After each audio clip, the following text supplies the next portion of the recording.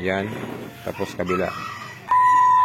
So, click V2 guys, version 2.125. Nagdagdag tayo ng park light na white. Tapos, running kilay signal light. Yun. Yan sa kanyang kilay. Okay, tapos naglagay tayo ng switch sa kanyang headlight. So, signal mo boss. Signal mo. Yan. Tapos kabila.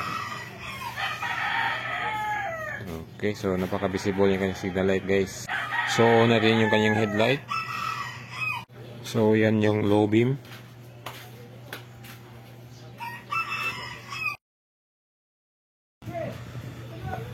Yun, yan yung high, yung dalawa, low,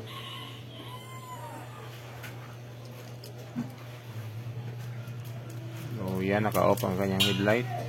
So testing natin yung signal light. Okay, yan, running kilay signal light yan. So yan, napaka-visible yung signal light nya. Ito yung kanyang switch. Kita nyo walang ilaw yan sa harap. So yan, low, low, high. Okay. So yung ginamit natin yung stock assembly lang yan, yung original ng switch ng Honda Click. Original switch na yan ha. So wala tayong nilagay na ibang switch dyan, kundi original switch lang ang ginamit natin. Stock original switch kasi pang matagalan, proven tested na yan yung original switch. So nilagyan natin ng off gamit ang original switch.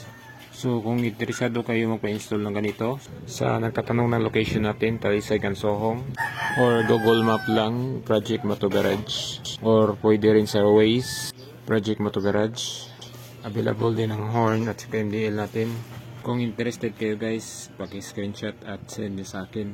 So maraming salamat at ride safe sa lahat.